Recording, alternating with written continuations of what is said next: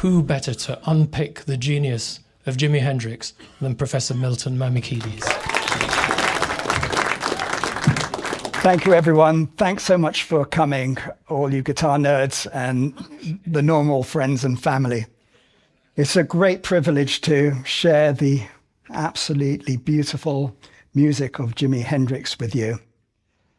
And I could just spend the whole hour listing quotes about him, but I'm just going to limit myself to one, which is from Joe Satriani, where he talked about Voodoo Child's Slight Return as being the holy grail of guitar expression. And that's the word I'd like to focus on today, expression, and what we mean by it, and how Jimi communicated without words in such an eloquent manner. So expression is the communication of thoughts and feelings. And obviously, speech is the normal way that we communicate. But that wasn't enough for Jimi. He had these moods that he couldn't say with words and express them through his songs to fully explain himself. And the fabric of communication in speech is timbre. The reason you're understanding me now, hopefully, is because I'm changing the formants in my voice and they're turning into phonemes, which are assembling into sentences. And we are so attuned to this language of timbre that if I just manipulate a drone and with two formants, they're sort of harmonics above the note, you'll start to imagine vowel sounds.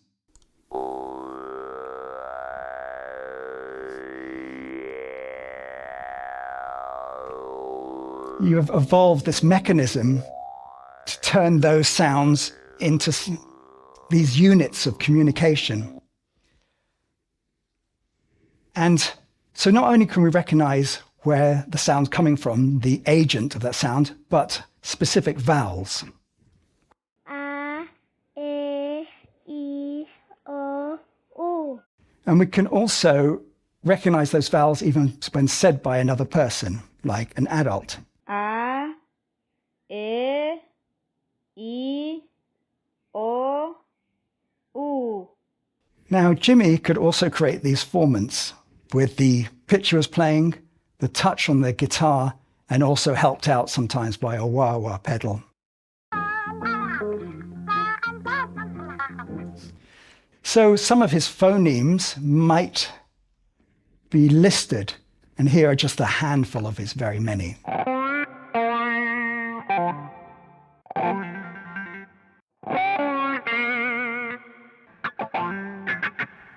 And just as a toddler learns to put these sounds in a row to communicate, the originator of this communication may or may not be in the room. Jimi could also string his phonemes together to communicate. We didn't understand the words, but we understand the sort of the intent, the emotionality behind them.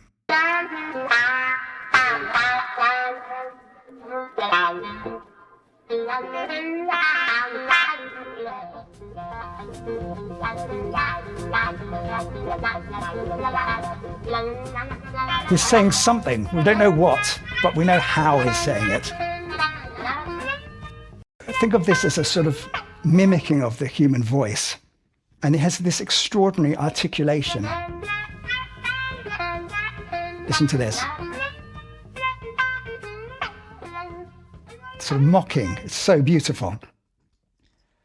And what's interesting about that is that we have evolved this peak of listening around this range from 2.5 to 4 kilohertz, where anything in that range feels louder than it is technically.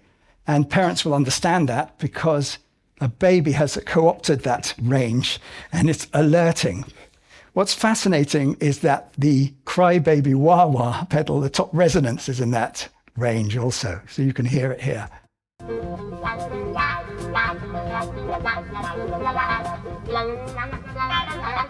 But the voice also acted in a conversation, musically speaking. So here's an excerpt from the Band of Gypsys album, and it's all you will hear is the voices and the guitar. So you'll hear Buddy singing, who's also playing drums, beautiful singer, Jimi singing, and Jimi playing guitar. But the guitar's role will shift from an accompaniment in red to a vocal bonding with his own voice. They don't know like I know, like I know. Do you know? They don't know. I don't know. I don't know.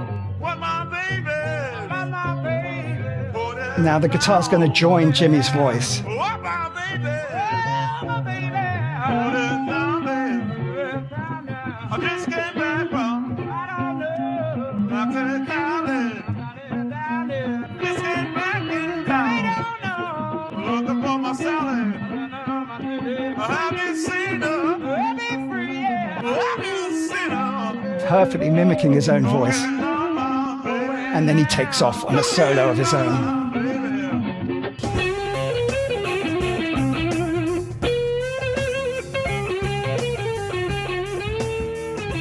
And Jimmy was able to bond the guitar to his own voice. Here's a excerpt from Voodoo Child, the slow version.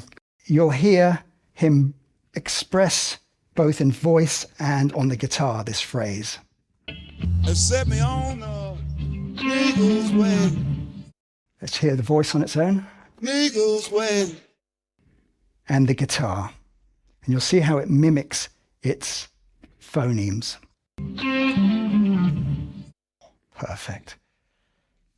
So he's communicating down two channels, that of speech, which gives us identification and character and emotionality and articulation, and through the guitar, which gives us the same. But then there's this layer where they separate, which we call encoding.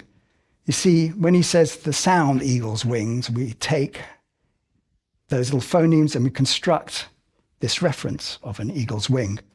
But the guitar is also playing pitches and rhythms. What do they mean? It set me on the eagle's way. What is the expression behind that right channel? And to understand that, we need to look at what I'll call the axes of musical expression. So typically we think about music being constructed vertically in pitch. This is how we notate it generally. So we have these abstracted pitches here, and we can combine them into harmonies. Or we can think about musical objects in time, which is something we call rhythm. I know this is not news to you. And what's neat about this is if we combine the blue pitch with the yellow rhythm, we can get a green melody, which combines those both together. However, there's this third dimension, which is that of timbre, which has this unique expression we were looking at. So together, they create this composite, expressive musical object, which is so much more than the sum of the parts. Right? Now, we tend to use this convenient axis point to express music. In fact, this is how it's notated along one orthogonal axis for time, another for pitch, and a third one for timbre. But very imprecisely, there's a sort of pixelation of the content. And Jimmy's music, above all others, took this lattice view of notation and just chopped it down. And one place it happened is on the palette of the fretboard, where pitch and timbre meet. Okay, hang on for this, everyone. So when we go to the piano, we can match pitches on the instrument directly. For example, here's an E on the piano and an E on the stave. And here's a B. They can play that also. In fact, it's so linear that you can just do this and play the piano this way. And we can identify any note we like against any position in this pitch space. The guitar, on the other hand, is a mess. It's 6 voices that can only play one note at a time, and they overlap in this weird matrix. So that if we want to play a low E, there's only one place to do it. But in A, we have 2 places to do it. Does that make sense? They're sort of building up our opportunities as we go on. And we get this thick choice in the center, and then it thins out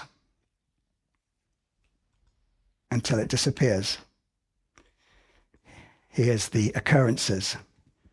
So if the guitar was a piano, it would look like this. I call this Mount Middle E. It seems like a waste of space, doesn't it, having all these E's in the middle. Here's where they appear on the fretboard along this line here on a right-handed guitar. So there are 6 occurrences on 24 fret guitar of that central E. I call that repetition ridge. And these are the planes of uniqueness. If you can think of better names, let me know.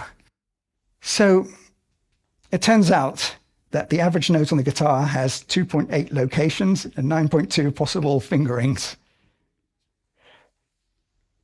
So whilst the pitch space of the piano is nice and linear, the guitar is this strange, beautiful mess of notes splattered across it. What's beautiful also is that they're not all the same. The higher strings have a brighter quality, the lower strings are more mellow, lower, thicker, and longer open strings are more resonant than fretted, tight strings. So there's this timbre that's introduced into these pitches. And that's possibly why Jimmy loved to tune down to explore those different timbre opportunities. Okay, this is the heavy bit. So here's a fretboard with 6 possible E's. We can just about reach that. The Roman numerals, by the way, are the fret positions. The Arabic numerals are the string numbers, low 6th string at the bottom. So when we see this on the stave, this E, we have all these choices for that same note. We can actually marry these two together.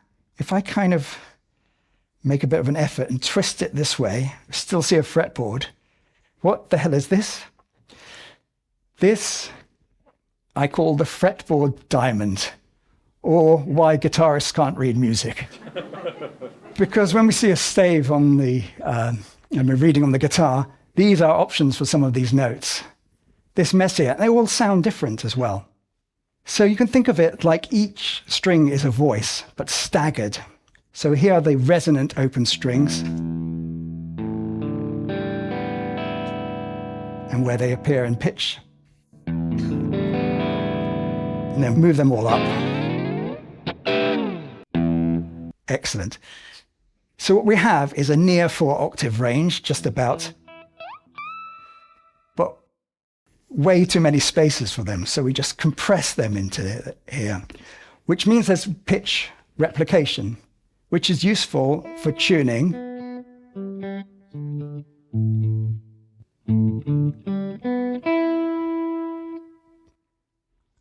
But it means also that each of these notes sound different. Here are 6 E's, and maybe you can detect the difference in tone and expressivity with each.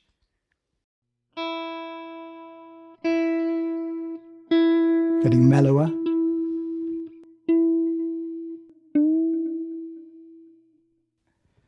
And Hendrix loved this expressivity, exploring that pitch replication as a device on its own.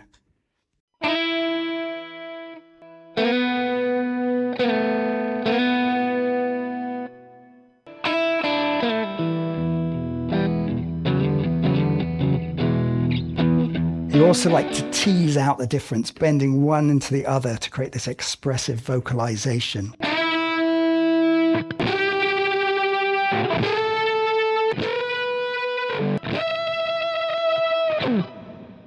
Also, he knew the fretboard so well that he could take a phrase and play it in different parts of the fretboard to sound more varied, more human. Same phrase.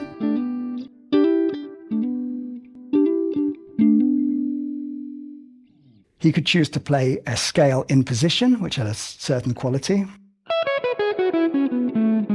or a longer string, a bit more bite.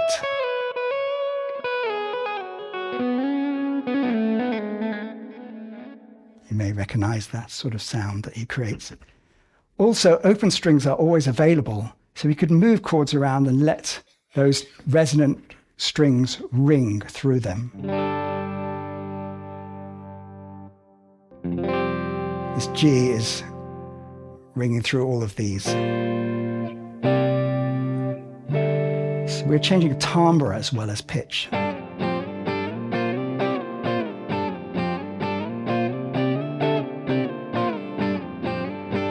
This chord, 3 Gs and a D, but it seems so much more than that. Or in Angel, where he takes this one chord shape and lets the open E strings ring through it, and then moves it in parallel motion.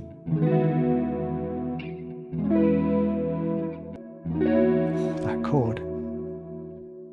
That was a promise of things to come, actually. He has this ability not just to express in pitch, but in timbre at the same time, built into it.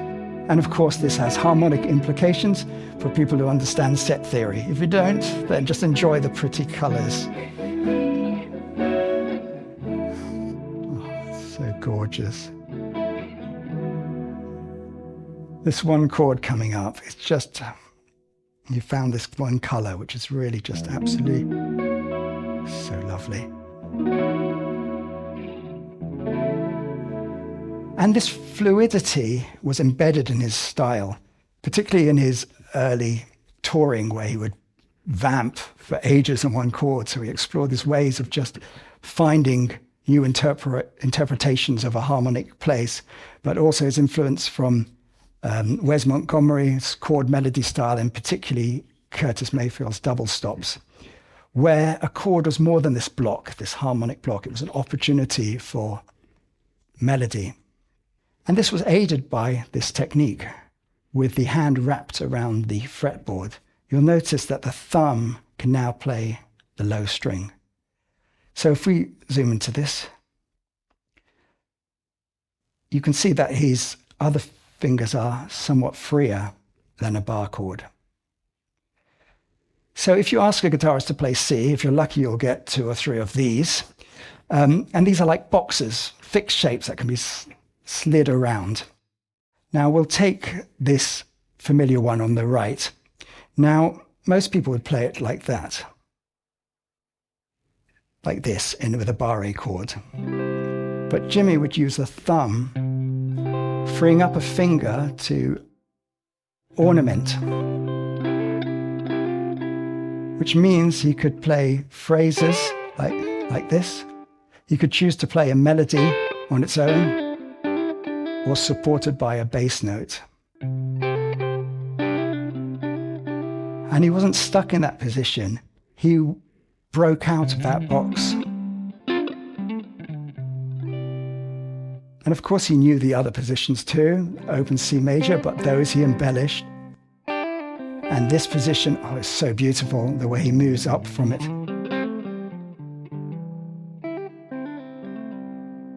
So expressive. And he knew it all the way up there so that the cycle would continue. So it's almost like country, but also funk as well. It's so gorgeous.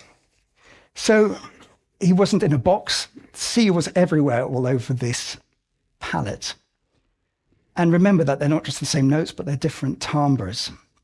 And of course, if he knew C, he also knew B flat, or any major chord, or minor or dominant chord. So he had these endless pathways. So a chord sequence wasn't something to follow, it was something to explore through. So let's take a sequence which has just got major triads, and I'll demonstrate the sort of things that Jimmy could do.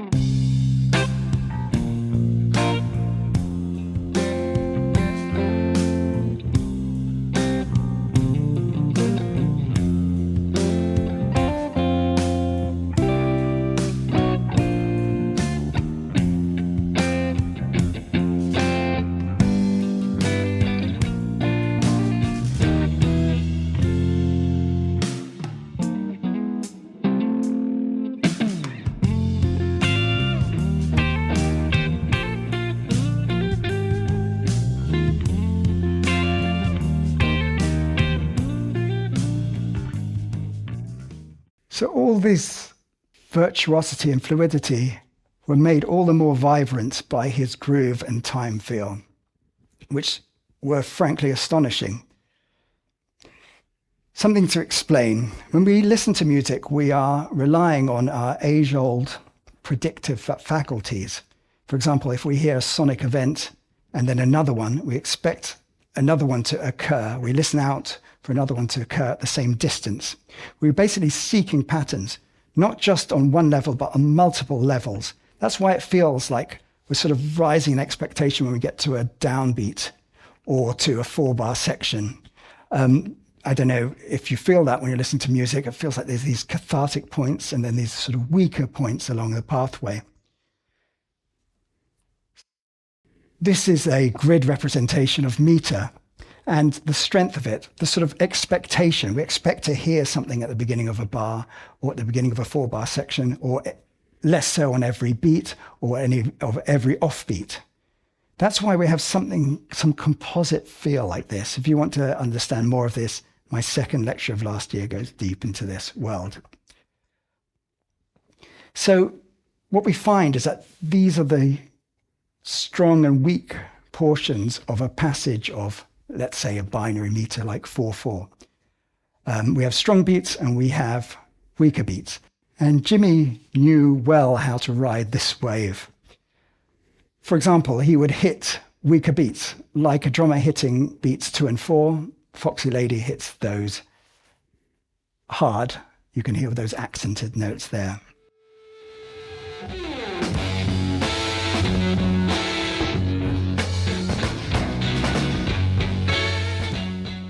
Beautiful. But every passage of music that he played is an opportunity for expression. And you'll notice that he doesn't play the riff exactly the same every time. It goes doc, doc, gang, doc, doc, gang. And then the third time, when we're expecting the same, remember, we get this snap. And the fourth time, we get this lovely B major chord, a sort of throatier sound. So we've set up this prediction, and we're always getting rewarded by these little variations. See if you can hear it this time.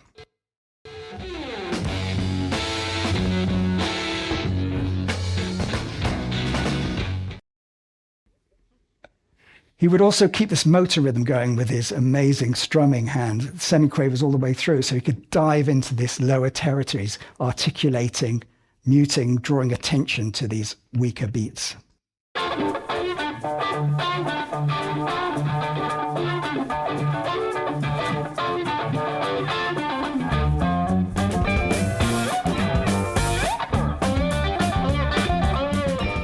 Or this passage from Wait Until Tomorrow. We'll have 4 bars in, and then you'll hear this. There's this break, a loud silence, that empty first beat, and then this incredible semiquaver phrase.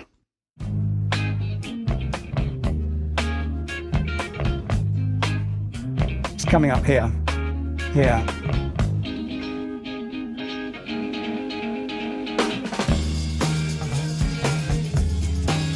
Awesome. Within it, you'll notice that there are these groups of 3, which sort of phases against the underlying meter. One more time.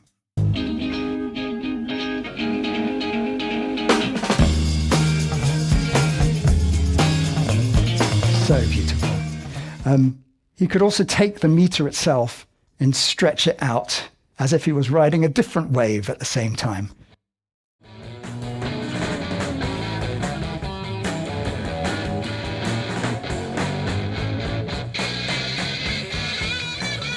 Makes the return to the downbeat all the more satisfying.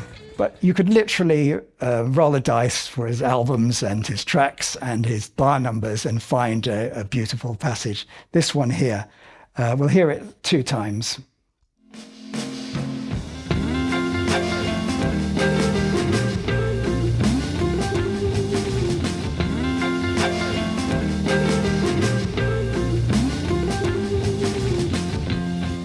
And I could spend the hour just talking about this one bar. Notice how he snaps, del do, leaving this loud silence. And then there's a slight delay to that next entry.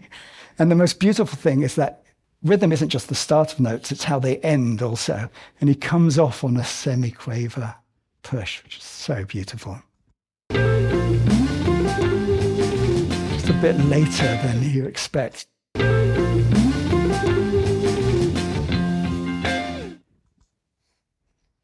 And of course, not only did he use these rhythmic skills within standard meters, but he composed and broke standard meters. One Rainy Wish, for example, starts off with free time, inspired by Ravi Shankar, maybe. And then the verse is in 3/4. 1, 2, 3, 2, 3, 1. Then he moves to 4/4. 1, 2, 3, 4. 1, 2, 3. Great singing here. Little Wing is very memorable, completely accessible, and yet it's a 10.5 bar form, and no one can decide where to notate that 2/4 bar. All of this is impressive enough, but we have to remember that rhythm is not a grid. It's not Lego. Time moves smoothly. And there's a nuance to when things happen in a beat. We don't listen in this pixelated form. We think of a beat as a circle traveling around, and we have convenient names for nice, even divisions of this. But in reality, music happens at these smooth points within it, each of which have an expressive color. This might feel like noise or insignificant, but it's deeply expressive in the right hands. In fact, they don't feel like positions in a beat. They feel like pushes and drags and rushedness and so on. They are expressive. So let's check we can hear them first of all. So let's hear 88 BPM, semiquavers, straight. And I'm going to move through the different swing levels, see if you can notice.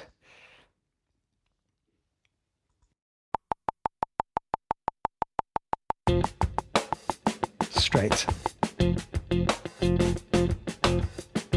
A light swing.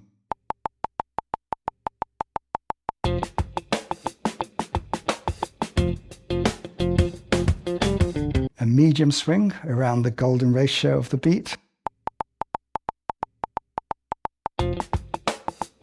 Jimmy liked this area here. A heavier swing. Getting more obvious now, probably. This is 58 milliseconds later than the straight. And then a hard swing.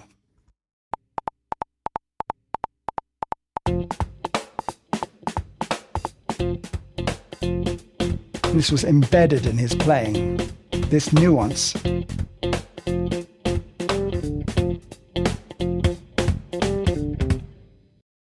So you probably heard some difference, hopefully, between all of these. Let's go from the first to the last, just in clicks, and you should hear the shift.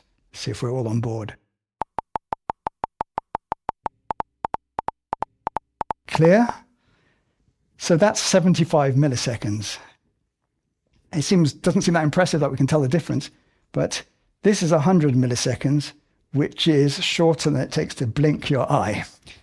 And Hendrix occupied this zone. There's a sort of timings that are pre-reaction time. If you want to move your hand, it takes about 150 milliseconds to tell it to move. And yet these nuances matter, all these colors. And he used this whole spectrum of rhythmic expression.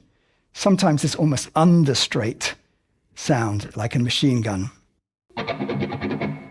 There are the 4 bullet holes. And then this light swing, really subtle, and the Ribbons of Euphoria bit on Boulder's Love. If you're a Hendrix fan, you might know this bit. Slightly swung. Or this wonderful swagger medium swing, light medium swing of Voodoo Child. It's not da da da da da. This heavier swing of Little Wing, and then more triplety, shuffly rhythm in the extract you heard, waiting for this lecture to start. so throaty and beautiful. I'll try not to nerd out too much, although I'm not doing that well. And then the ludicrous overswing in manic depression. You'll see that the downbeat comes in just a little too early. It's just so, what's the word? So this controlled chaos.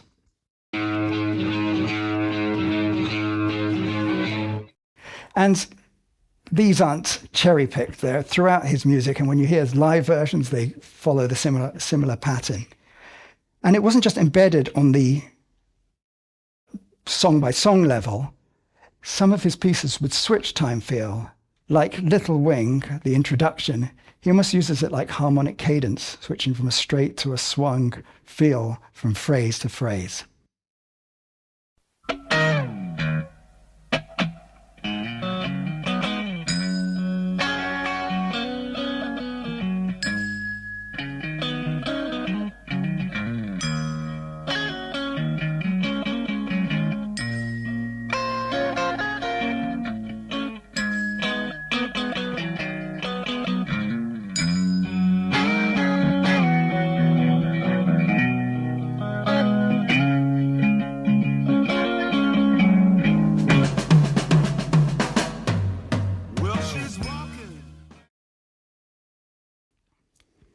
So that gave his music this emotional color, which is normally associated with harmony, to which we will now turn. In order to understand this emotion embedded in music, it's sometimes useful to consider the perfect fifth, which is a harmonic relationship, but it's also a rhythmic relationship. If we slow down time, you'd hear da-ta-ka-da, da-ta-ka-da, which is this building block both of rhythm and of harmony. So we could bind notes together through this fifth. So we take this root and we have a fifth above it, and they sit together really nicely. But because this binding object moves in both directions, we could also go down a fifth. And you can continue binding all the way round, and with some tuning, tweaking, you have this beautiful circle of the fifths.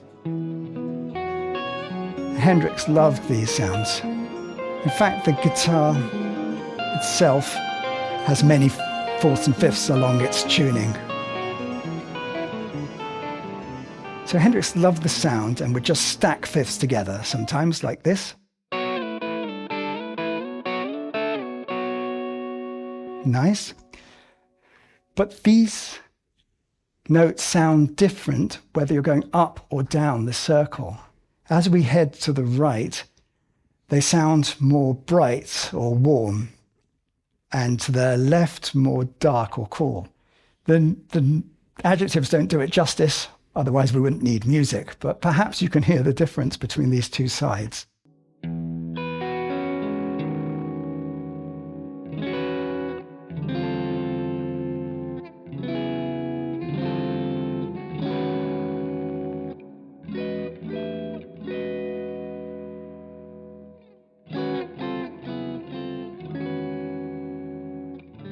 Open strings are cool in every sense. So Jimmy liked to slice areas of this to express himself. If we lean to the right, we get this lovely, warm, major pentatonic. It's just guitar, and so remember that what you're hearing is their positions on the circle of fifths.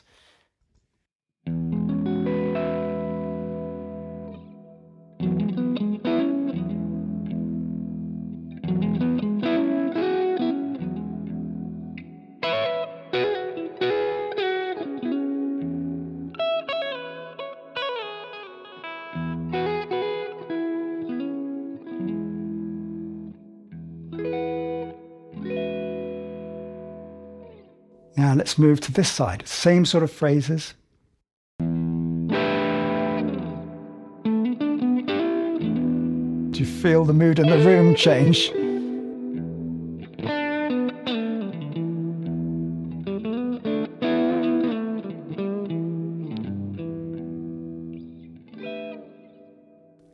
Again, Jimmy was never trapped by anything. And I call these the Hendrix hexatonics, sounds nice, where he would extend the major pentatonic a little to the left to make it a little cooler with that perfect fourth.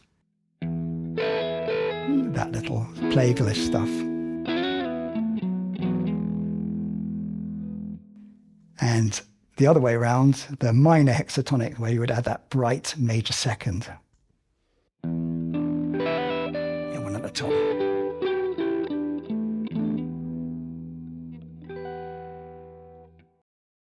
So Hendrix would take this circle of fifths and slice it for emotional color. Here's two of the slices, and here's just a few of the ones that I've found in his music with example pieces that use them. To the left, cooler, colder, darker. To the right, warmer and brighter. It's more complicated than that because he wouldn't use always 7 notes. He would use partial points and explore this color wheel of emotions. So, for example, in Third Stone from the Sun, he doesn't stay in one mode. He starts with just this little spread sus chord, if you recognize it. It's just this little chain. And then the melody is from this portion. Nice and warm, isn't it? He loved Mixolydian.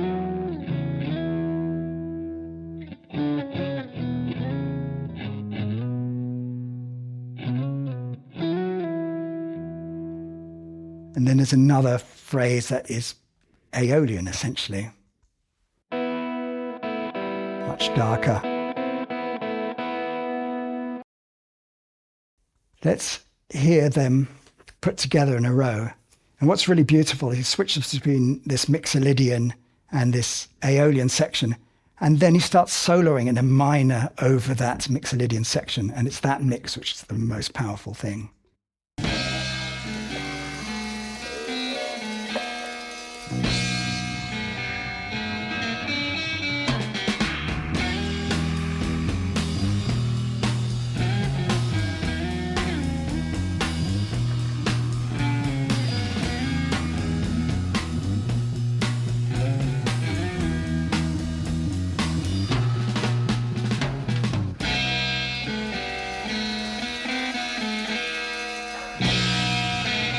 Here we go.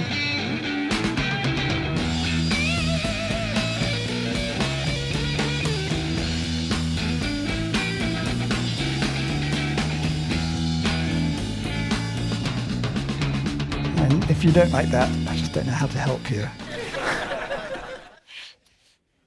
Hendrix loved this mixture of emotions, this major-minor mix where he's using both sides of the circle at the same time. That sort of sound, major third and minor third. And this complexity occurred throughout his music, but probably the most clearly in Purple Haze. Here's his sketched lyrics. He didn't use the words pleasure or pain, I think, in the final lyrics, but they hang throughout them.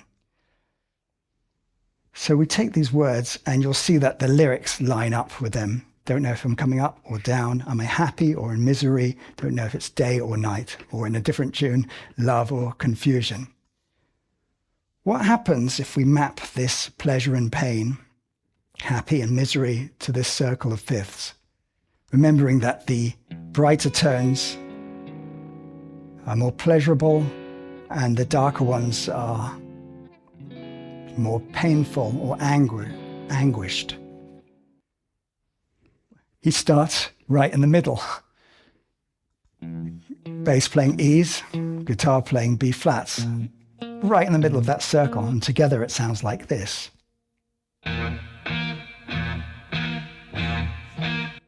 Another one. Okay. Is there any more? Yeah, I thought so. It doesn't end there. The chords of the verse are mixed, one to the left, one to the right, and settles on this mix. The solo section is in Dorian, which is right in the middle, a 7-note scale, equally balanced between the two. If you recall that section, it goes E to F sharp to D, hanging around Dorian with a melody drawn from there. And you could even decide whether you wanted to use a minor third or a major third. So we often use the note in between, breaking the pitch lattice. Minor and major. There it is.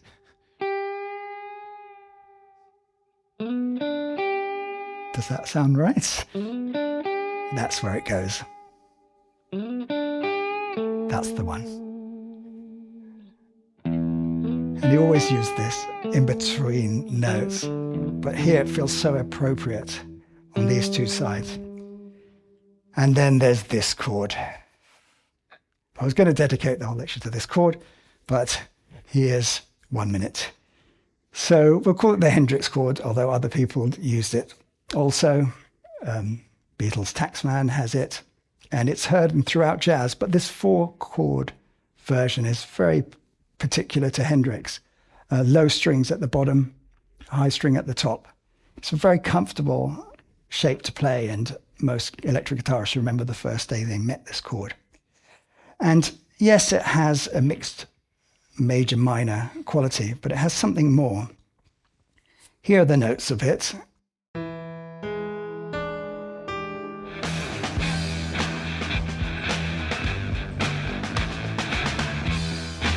Let's let it hang there for a moment and really enjoy it. There's something about it that cuts through the fuzz that's just so immediately felt, and most electric guitarists remember the first time they heard a track like this. There was something about that chord, and there is something about that chord. If we take the circle of fifths, you'll see that it lands on either side of it, 2 to the left and 1 further down on the right, so it's quite balanced. But if you look a little closer, you'll see that the gaps are different between them. Gaps, which is, you can think of it as proximity in this circle of fifths. There is 1, 2, 3, 4, 5, 6. It's one of the few shapes where you can get every interval type. It's called an all-interval tetrachord, which means it's dissonant but direct, which is why it cuts through and you feel it in your soul, this sound. His music wasn't limited to the instrument, but to the outside world, a sort of larger ecosystem. Hendrix played a right-handed guitar upside down. What that means is he restrung it. It wasn't completely upside down, so the low strings were close to his face. But what was different to most guitarists is that these tone controls were right up next to him in the way of his playing, and the trem bar too, and the toggle switch, you can see it here, which invited a sort of active sculpting of the sound. It's right in his face of part of the sound itself. Let's hear a little of that coaxing in this live performance.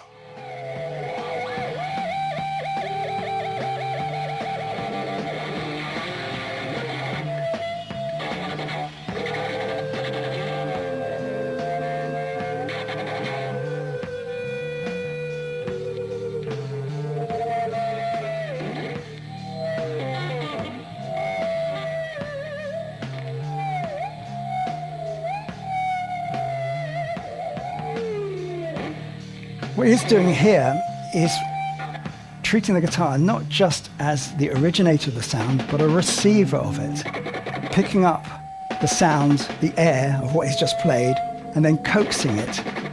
He's not so much playing the guitar, but playing the air around him, riding with the wind, essentially.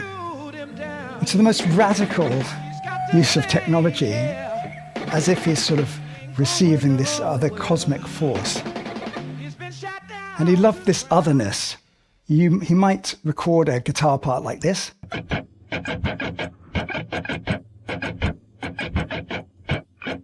Which is a nice feel, but he wanted to get rid of that front edge, the transient.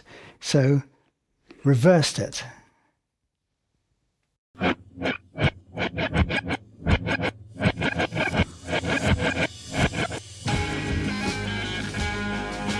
Beautiful.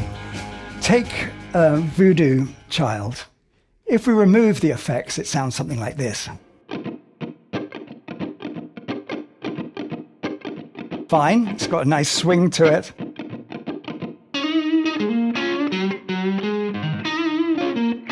But what he does is add a wah pattern, but not on every beat. Wah, chicka, wah. This is the rhythm. It's like this hidden rhythm. It's this funky offbeat rhythm that sometimes is shaping the sound and sometimes creating this cross rhythm effect. Put these two together and we get this.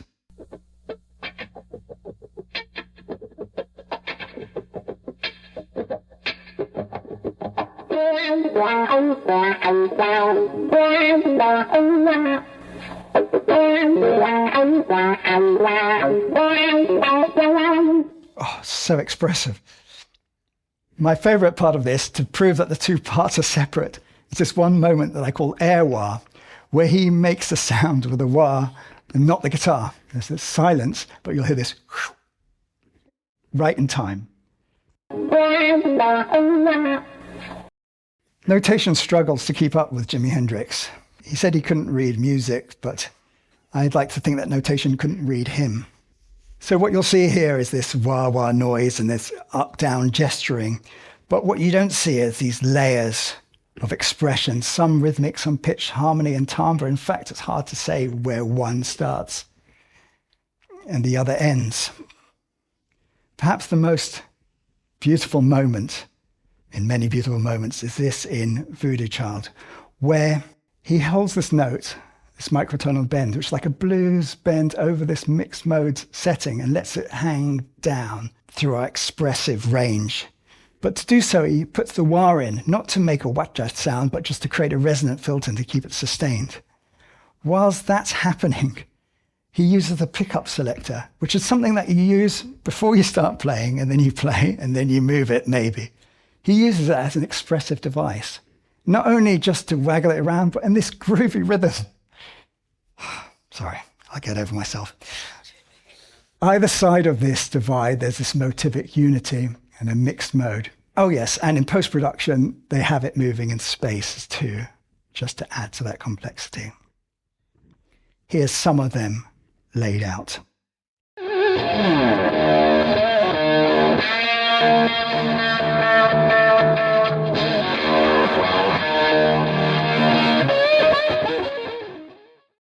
Just in a few seconds of as many hours of recorded material that he managed to do in his short life.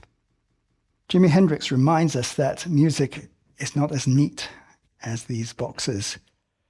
You might think of it as a movement in space, or in harmony, or rhythmic and timbre, or on a circle of fifths, but really it's all of them put together.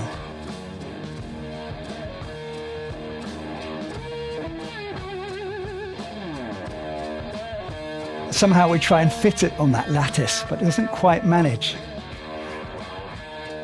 So if we look closely, maybe we can find him at the origin point of these.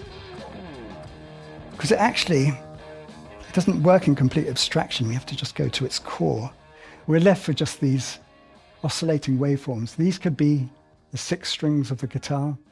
They could be movements of particles in the air, or electrons, or electrical activity in the brain, or even the fabric of the cosmos itself. And it's just remarkable that all these rich experiences stem from moving waveforms that bloom, emerge, are experienced, and then melt back into the sea of waves.